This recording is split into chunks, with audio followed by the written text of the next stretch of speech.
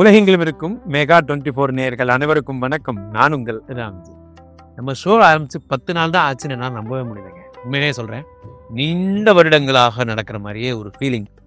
ரொம்ப நாள் அத்தனை ஃபீட்பேக்ஸ் உலகெங்கிலும் இருந்த மக்கள் எல்லாம் ஃபோன் பண்ணுறீங்க, ரொம்ப நல்லா இருக்கு சார், தொடர்ந்து பண்ணுங்க அப்படின்லாம் சொல்கிறீங்க. இந்த மெகா24 நிகழ்ச்சி இதில் நடக்கிற காலையில் வரக்கூடிய இந்த தினப்பலன்களை பார்த்தால் அன்றைய தினம் ஃபுல்லாக பாசிட்டிவாகவே இருக்குது சார். இதை சொல்வதை கேட்கும் பொழுது இதுக்கு ஒரு அர்த்தம் இருக்கிறது, அந்த ஷோ பண்ணுறதுல ஒரு அர்த்தம் இருக்கிறதாக நான் உணர்கிறேன். வகையிலே இன்றைய தினம் 11ஆம் தேதி 7வது மாதம் 2025 வெள்ளிக்கிழமை. வெள்ளிக்கிழமை மங்களம் கமல பார்த்துடலாமா? மேசராசிக்காரர்களுக்கு 2ஆம் இடத்திலே சுக்கிரன், 3ஆம் இடத்திலே சுக்கிரனும் உங்களுக்கு சூரியனும் குருவுமாக இருக்கிறார்கள். 4ஆம் வீட்டிலே புதனும், 5ல் செவ்வாய் கேதுலாம் இருக்கிறாங்க. மிக அற்புதமான ஒரு நாளாக இருக்கும். ஆனால் இருந்த போதிலுமே உங்களுக்கு 9ஆம் வீட்டிலே சந்திர பகவான் 4 கூடையவர் இருக்கிறார். 4 கூடையின் 9ஆம் வீட்டில் இருக்கும் பொழுது என்ன ஆகும்னா, அதிகமான பணிச்சுமைகள் ஏற்படுவதற்கு வாய்ப்புகள் இருக்கிறது. 4ஆம் இடத்துல 4 கூடையின் 9ஆம் வீட்டில் இருப்பது அடுத்த படிநிலைக்கு செல்வதற்கான பணிகள் தான். இருந்த போதும் நமக்குன்னே ஒரு தெரியாம ஒரு நாள் பவர் பாயிண்ட் பண்ணிட்டேன் சார், பவர் பாயிண்ட் நல்ல ப்ரெசன்டேஷன் ஒன்று கொடுத்துட்டேன் சார், அன்னைக்கு பிடிச்சாங்க சார். இடி ப்ரெசன்டேஷன்னாலும் நான் தான், எம்டி ப்ரெசன்டேஷன்னாலும் நான் தான். ப்ரெசன்டேஷனுக்கே என்ன நெருந்து விட்டாங்க சார். டெய்லி சாயந்தரம் ஈவினிங் உட்காந்து அந்த ப்ரெசன்டேஷன் முடிச்சுட்டு வீட்டுக்கு போயிருங்க என்று சொல்கிறாங்க. எனக்கு ஒரு வீடுக்குன்னே மறந்துட்டாங்க சார். போன்றவை எல்லாம் ஏற்படும். இன்றைய தினம் ப்ரெசன்டேஷன் டே. மீட்டிங் ப்ரெசன்டேஷன் நீங்கள் தான், பவர் பாயிண்ட் ப்ரெசன்டேஷன் நீங்கள் தான், பிரிண்ட் அவுட் எடுத்து பேப்பரில் டேபிள் மேலே வைக்கிற வரைக்கும் நீங்கள் தான். ஆகையினாலே கொஞ்சம் டென்ஷனான டேங்க. அதனால் கொஞ்சம் ஹாப்பியாக இருங்க. நான் திரும்ப திரும்ப சொல்கிறேன், மேனேஜர் உங்களுக்கு மட்டுமே வேலை கொடுக்குறாரா, உங்களை அவருக்கு பிடிச்சிருக்குன்னு அர்த்தம். அதை மட்டும் மைண்டில் வச்சுக்கோங்க. ரிஷபராசிக்காரர்களுக்கு ராசியிலேயே சுக்கிரன் ஆட்சி பெற்று அமர்ந்திருக்கிறார். 2ஆம் வீட்டிலே சூரியனும் குருவும் இருக்கிறார்கள். 3ஆம் வீட்டிலே புத பகவான் இருக்கிறார். 2, 5 கூடியவர் 3ஆம் வீட்டில் இருக்கும் பொழுது வாக்குஸ்தானத்தை உடையவர் 3ஆம் வீட்டில் இருக்கிறார். பேசுகிற பேச்சு ரொம்ப ஜாக்கிரதையாக பேசுங்க. ஏதோ ஒன்று சொல்ல போனீங்க, ஏற்கனவே உங்களுக்கு 8ல் சந்திரன் வேற, உங்களுக்கு சந்திராஷ்டம். சார் இந்த வேலைலாம் நமக்கு வேணாம் சார், இந்த கம்பெனிக்கு நமக்கெல்லாம் இந்த வேலை வேணாம் சார் அப்படின்னு நீங்கள் சொல்லுவீங்க மேனேஜர்கிட்ட. அவர் என்ன புரிஞ்சுக்கிறார், உங்களுக்கு இந்த வேலை வேளாண் போல இருக்குன்னு நினச்சிக்கிட்டு உங்களை வேலை விட்டு அனுப்பிடுவார். நான் என்ன சொல்ல வந்தேன், நீ என்ன பேசுற, நம்ம கம்பெனிக்கு இந்த வேலை வேணான்னு சொல்ல வந்தேன் போன்ற விஷயம். சொல்கிற விஷயத்த புரிகிற மாதிரி சொல்லுங்க. நீங்கள் ஒரு அதிருப்தியை வெளிப்படுத்தினாலும் விமர்சனங்களை வெளிப்படுத்தினாலும் நெகட்டிவாக தான் போகும். டீம் எப்போ பார்த்தாலும் நெகட்டிவாக பேசுங்க சார். நீங்கள் ஆயத்திறந்தானே நெகட்டிவ் தான். தயவுசெய்து அப்படி சொல்லாதீங்க, கருத்தை சொல்ல வேணான்றேன். அப்போ நான் பஞ்சாயத்தில் பேசக்கூடாதா? இன்னைக்கு பேசாதீங்க. இன்னைக்கு ஒரு நாள் மீட்டிங்கில் நீங்கள் அமைதியாக உட்காந்து கேளுங்க. எல்லாம் அவரே பேசுவார், அவரே முடிவெடுத்துருவார். அவ்வளோதான், விட்டுருங்க. மிதுன ராசிக்காரர்கள் 7ஆம் இடத்துல சந்திர பகவான் இருக்கிறார். 2 கூடியவன் 7ஆம் வீட்டில் இருக்கிறார். தனாதிபதி 7ஆம் வீட்டில் இருக்கும்போது பணம் பல வழிகளில் ஒய்ஃபுக்கு வேலை கிடைச்சிடும் சார். இன்னையிலேருந்து உங்கள் ஒய்ஃபுக்கு 10,000 ரூபா அதிகம் சார் சம்பளம். அதான் என்ன ஒரு பெருமைக்குரிய ஒரு விஷயம். அவ்வளோதான். அப்படியே ஒரு 2 இஎம்ஐ அவங்க பக்கம் தள்ளி விட்டுருவீங்க. அவ்வளோதான். அந்த காசை வச்சு இஎம்ஐ கட்டிக்கலாம், இதை வச்சு வாடகை கட்டிக்கலாம். இந்த நாள்லேருந்து ஒரு சுபமான ஒரு நாள் சார். நம்மளோட லோடில் பாதி ஷேரானாலே வாழ்க்கை ஜாலியாக போகும். அதனால் இன்றைய தினம் உங்கள் ஒய்ஃப் வகையில் உங்களுக்கு மகிழ்ச்சியான விஷயங்கள்லாம், சந்தோஷமான விஷயங்கள்லாம் நடக்க போகிறது. 7ஆம் வீடு இருந்தாலும் அது பாதகாதிபதி வீடு என்பதால், ராசியில் சூரியன் இருந்து சந்திரனை பார்க்கிறார் என்பதால் கொஞ்சம் டாமினேட் பண்ணுவீங்க, கொஞ்சம் அதிகார துணியில பேசிடுவீங்க. நான் கொஞ்சம் ஜாக்கிரதையா இருங்க. கடகராசிக்காரர்கள் 6ஆம் வீட்டிலே சந்திர பகவான் இருக்கிறார். ராசியிலே புத பகவான் 12 கூடையவர் இருக்கிறார். ராசியில் இருக்கக்கூடிய புதன் என்ன விதமான பலன்களை தருகிறார் என்றால், ராசியில புதன் இருந்தாலே ஒரு பிரச்சனை என்ன அப்படின்னா, உங்களுக்கு மருத்துவ ரீதியான மனக்கலக்கங்கள். நான் திரும்ப திரும்ப சொல்லிக்கிட்டே இருக்கேன். இந்த 6ல் சந்திரன் வரும்பொழுதெல்லாம், 6னா உடம்புங்க, 6னா வேலை போயிடுமோன்னு நினச்சிக்கிட்டே இருப்பீங்க, அல்லது சத்துருக்களை பற்றி பயந்துகிட்டே இருப்பீங்க. சில பேர்லாம் பார்த்தீங்கன்னா, ஏதாவது இந்த சோஷியல் மீடியாவில் இருக்கிறவங்கலாம் பார்த்தீங்கன்னா உட்காந்து எல்லா கமெண்ட்ஸும் படிச்சுட்டு இருப்பீங்க. தயவுசெய்து படிக்காதீங்க. கமெண்ட்ஸ் எல்லாம் படிச்சிங்கன்னா உங்களால் வாழவே முடியாது.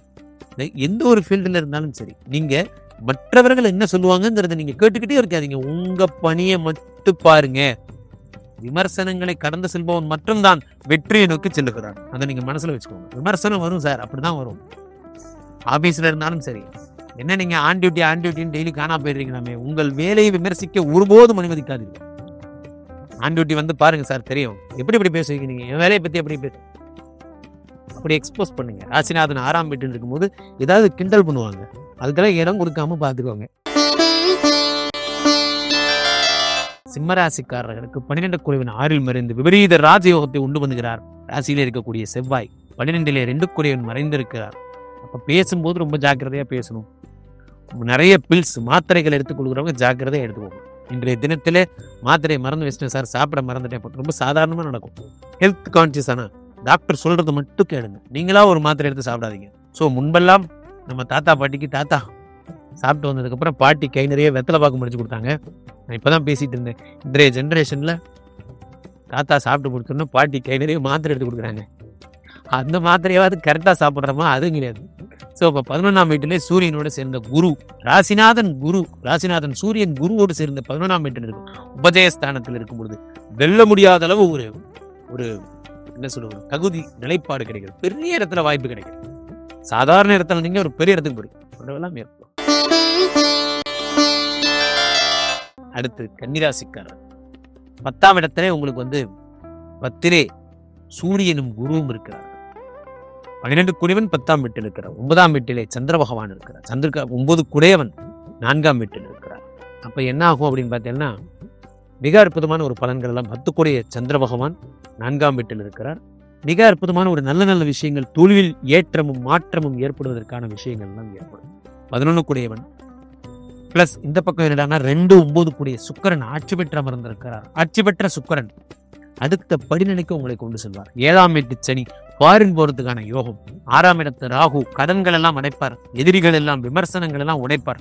இதெல்லாம் மிக அற்புதமான ஒரு நிகழ்ச்சியாகும். 12 கேது தூக்கமற்ற நாளாக இன்றைய தினம் அமையும். காலில இருந்து ஒரே ட்ரௌசியாவே ஃபீல் பண்ணிட்டே இருப்பீங்க. இன்றைய தினத்துல பிள்ளையார் வழிபடுங்க. எப்பெல்லாம் உங்களுக்கு ட்ரௌசியா ஃபீல் ஆகும், ஓம் கம் கணபதியே நமஹ, கம் கணபதியே நமஹ, கம் கணபதியே நமஹ சொல்லிட்டே இருங்க, சரியாயிடும். துலாம் ராசிக்காரர்கள் 11ஆம் இடத்துல பாதுகாப்பு வீட்டிலே 2 கூடிய செவ்வாய், 2 7 கூடிய செவ்வாய். இன்னைக்குதான் உங்க ஒய்ஃபுடைய மறுமுகத்தை பார்க்க போறீங்க. என்ன அங்க சத்தம் பேசிக்கிட்டு இருக்கேன் மாமா பண்றதெல்லாம் இன்னைக்குதான். இன்றைய தினம் என்ன ஆகுன்னா தேவையே இல்லாமல் ஒய்ஃப் கூட சண்டை வர்றது, கான்ட்ரவர்சி வர்றது, பிரச்சனைகள் வர்றது ரொம்ப சாதாரணமாக நடக்கும். காரணம்னா 2 7 கூடிய செவ்வாய் உங்களுக்கு பாதுகாப்பு வீட்டில் மறைந்திருக்கிறார். அதே நேரத்தில் உங்களுக்கு 10ஆம் இடத்துல யார் இருக்காருன்னு பார்த்தீங்கன்னா புத பகவான் இருக்கிறார். 12 9 கூடியவர், 12 9 கூடியவர் 10ஆம் வீட்டில் இருக்கும் பொழுது திடீர் அதிர்ஷ்டங்கள் போன்றவை தோன்றுவதற்கான வாய்ப்புகள் எல்லாம் இருக்கிறது.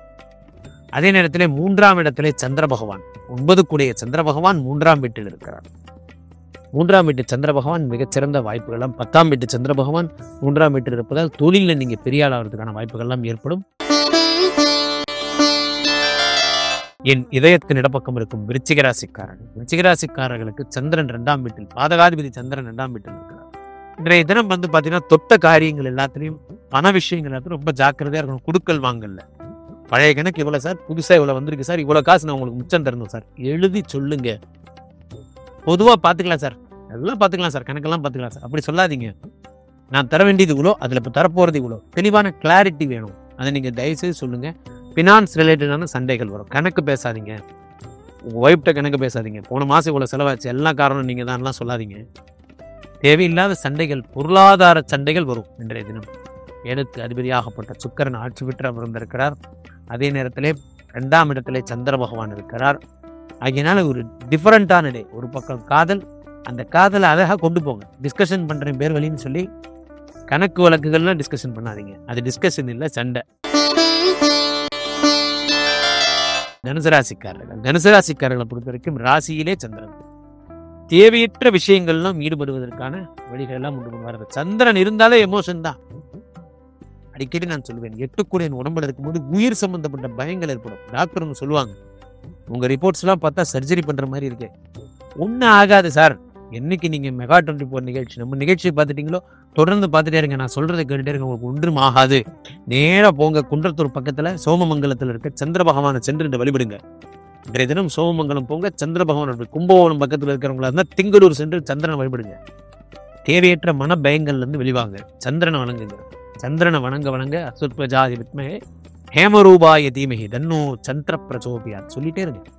சந்திரனை வணங்க உங்க பிரச்சனைகள் எல்லாம் சரியாகும். மகர ராசிக்காரர், என் மனதிற்கு மிகவும் இனிய மகர ராசிக்காரர்களுக்கு 12ஆம் வீட்டிலே உங்களுக்கு சந்திர பகவான் இருக்கிறார். 7 கூடியன் 12ஆம் வீட்டில் மறையும் பொழுது ஒய்ஃப் கூட கான்ட்ரவர்சி பண்றவங்க, ஏதாவது தேவையற்ற சச்சரவுகள் எல்லாம் ஏற்படும். பேசும்போது ஜாக்கிரதையாக பேசுங்க.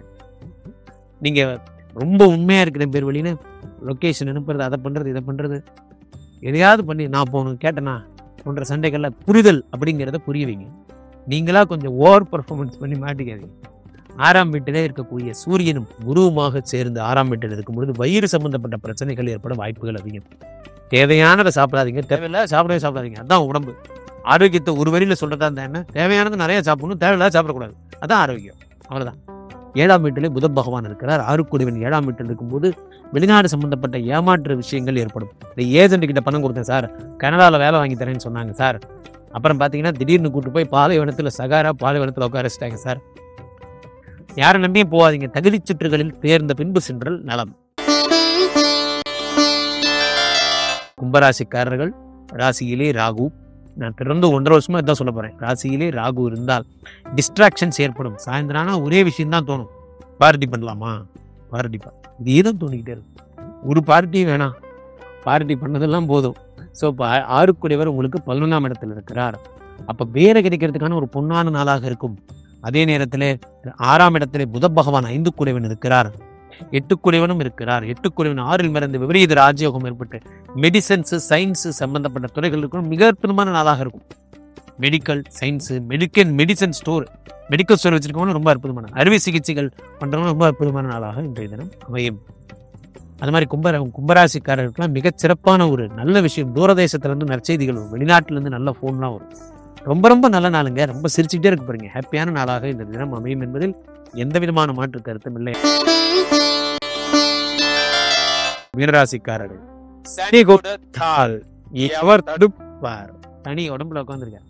5 சந்திர பகவான் என்னடானா இங்க 10ல் உட்காந்துருக்காரு. 10 குரு பகவான் 4ஆம் வீட்டில் குரு சந்திர யோகம், கஜகேசரின்னு பேரு.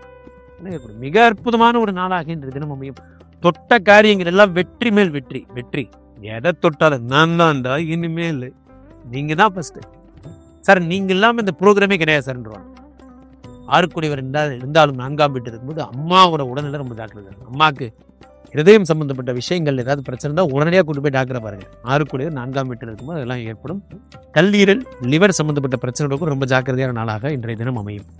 அது மட்டும் நீங்க பாருங்க, 5ஆம் வீட்டில் இருக்கக்கூடிய புத பகவான் 4 5ஆம் வீட்டில் உயர்கல்வி, உயர் பதவி போன்றவை வெளிநாடு செல்லும் யோகங்கள் எல்லாம் உங்களுக்கு வரக்கூடிய அற்புதமான ஒரு நாள்னா அது இந்த நாள்னு சொல்லலாம்.